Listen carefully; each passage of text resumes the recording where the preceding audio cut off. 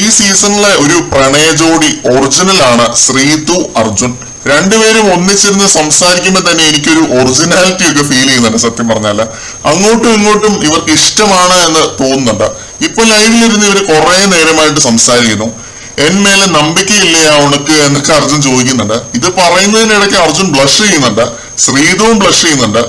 എന്നിട്ട് ഒരു 2-3 മിനിറ്റ് ഇവരുടെ ഈ ബ്ലഷിങ് മാത്രമാണ്. ഇവർ എന്താണ് പറയുന്നതെന്ന് ഒന്നും മനസ്സിലാകുന്നില്ല. പക്ഷെ ഇത് കണ്ടിരിക്കാൻ നല്ല രസമാണ് കേട്ടോ. രണ്ടെണ്ണത്തിനും പ്രേമം മറ്റേ അസ്ഥിക്ക് പിടിച്ചിരിക്കുകയാണ് എന്ന് തോന്നുന്നുണ്ട്. ഇത് ഗബ്രിയുടെ പോലെ മറ്റേ കുത്തിക്കഴപ്പല്ല, ആത്മാർത്ഥമാണ് എന്നാണ് എനിക്ക് തോന്നുന്നത്. കാരണം ഇവരുടെ ആ ഒരു ചെറിയ സമയം ആ രീതിയിൽ ഇവര് ചെറിഷ് ചെയ്യുന്നുണ്ടായിരുന്നു. അത് പേഴ്സണലി ഞാനും ചെറിഷ് ചെയ്തു ഒത്തിരി. അപ്പൊ ഈ ഒരു ചർച്ചയ്ക്കിടയിൽ അർജുൻ പറയുന്നുണ്ട്, നിങ്ങൾ പറയാൻ പറഞ്ഞിട്ടാണ് ഞാൻ ഋഷിയുടെ അടുത്ത് പോയി അത് പറഞ്ഞത് എന്ന്. ആ ഒരു നെസ്റ്റീം പറയാൻ പറഞ്ഞ ഋഷിയുടെ അടുത്ത് പോയി അത് പറഞ്ഞ ആ ഒരു കാര്യമാണ് ശ്രീധുവിന്റെ അടുത്ത് പറയുന്നത്. അർജുൻ ആകെ കിളി പോയിരിക്കുകയാണ് ഇന്ന് ആ ഒരു ഋഷിയുടെ ആ ഒരു വഴക്കിന് ശേഷം.